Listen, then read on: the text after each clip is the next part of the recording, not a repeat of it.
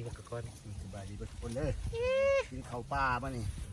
ผมแม่นกินข้าวปลาได้กินข้าวอยู่ปลามาหาหล่อเบิ่งกระห้องรอเบิ่งนกขวา เปิดแล้วบ่ไหม้นี่ เดี๋ยวนี้จะไว้หอดใส่ไหม อามายังไฟเจ้านี่ ใส่ลูก อ้าวหมอโทษนะ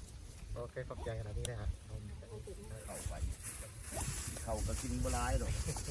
นี่ดิมาเกอร์ซับมารีนก็ได้นะว่าซับมารีนภาษาอังกฤษ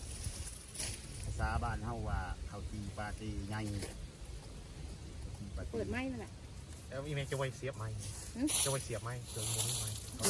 บ่ไหม้ในกระโตลูกนะคะ ไม่จะโตเผยเขาทำดูดิใช่ ข้าวตีเฮ็ดเอาเองคนศอกนึงเด็กก็เกือบถึงศอก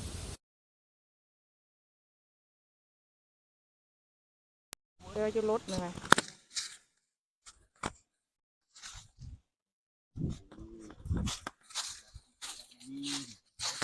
ซับมารีน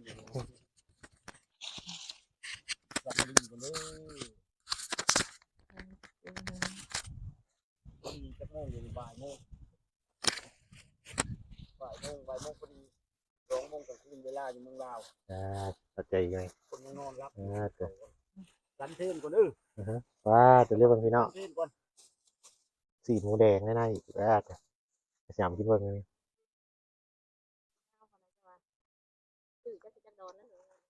เอาดูแล้วเฮายังพออยู่อยู่คนบ่รอดเด้ตู้ไฟพิงพออยู่อยู่ เป็นอากาศมันอุ่นกันเลยมั้ง กินนาตู้ไฟบ่พิงบ่อุ่นนะพวกไม้แท้นี่มีแต่พวกไม้กระหอกกินมากก็ดึงเป็นทั้งหน้าทั้งหลังเหม็นว่า ห้องบ่ได้ก็โต๊ะมันพอมีแต่คนลายคนยิงท่านยิง เราจะมาหาดู ไปก็มาพอมันอุ่นเข่าบ่นั่นกับคนเต็มพักทิ้งเข่าตัวนั้นกับคนเต็มมาเข่าไปตัวนั้นบ่มีกระหอกพอเตว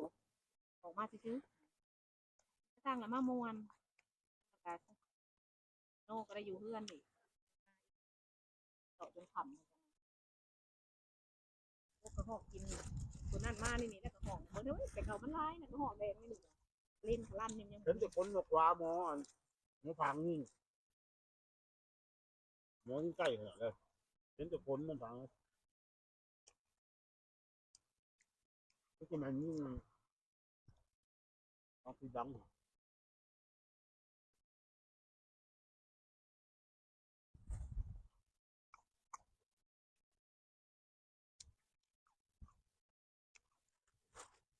ก็ได้ใส่เรืองมันก็จะกินเรืองลูกเขาใส่ก็กินเรือง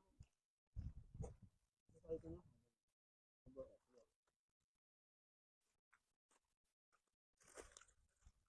ืองให้ออกเรืองให้ซับกันแซ่บๆละ เห็นเนาะเห็นที่ บางทีแม่เห็ดมันจะเป็นยากเลย นี่โบเห็นหรอย ากไปสร้างแม่เห็ดข้าวเดียวก็ดีเลย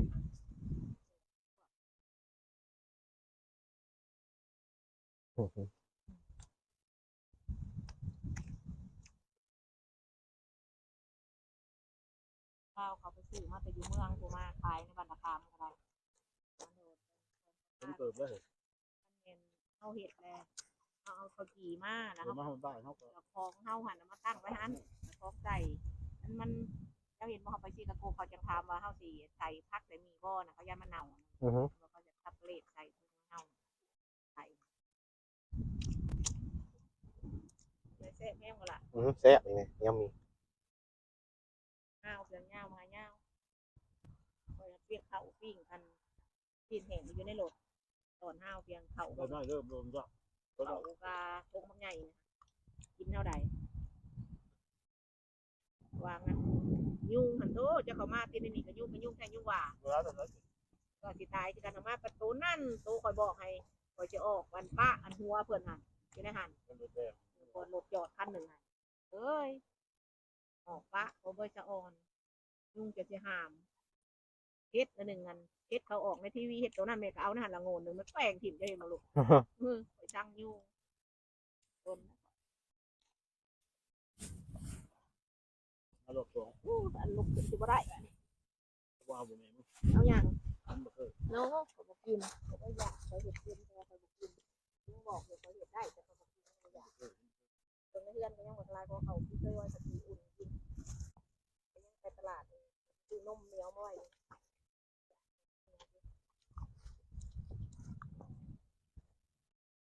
ก็จะเสียไว้เนี่ย ยังบ่เบิด เอ้าคอยเสียนั่นจะคอยบ่ายช่วงเจ้าถ้าพอช่วงเจ้ากินเขาโดนมันเป็นมันมืดเด้อ มันได้หลายนาทีบ่ ไม่ได้นะ โอเคอ่ะ โอเค โชคดีเด้อปีนี้ปีหน้าพบกันใหม่ โอเคขอบใจทุกคนมาติดตามมาเบิ่งเด้อ พบกันธรรมดา อ่าฮะ ปลาตัวนี้เปรียวปีหน้าต้องพันสะฮุก ครับ คนเขาอยู่ ต้องพันสะฮุกคนเดือนเก้า ผู้ใดก็ได้ตัวเอง เดือนเก้า ไม่ได้เขาเว้าแต่ว่าเขาหูแต่ผ่านมาแต่สิไปมืออื่นโอ้หูเขาเว้าขาดมา เดือนเก้าต้องพันสะฮุกเดือนคืนมานี่ เอ้าเว้าเพิ่นได้บอก อ๋อ คนแล้ว Okay, thank you everyone for watching. We'll see you guys next year in the woods. ไปเนี่ยเจ้าก็ก้มหน้า แล้วเด้อเอาดีมีแห้งโชคดี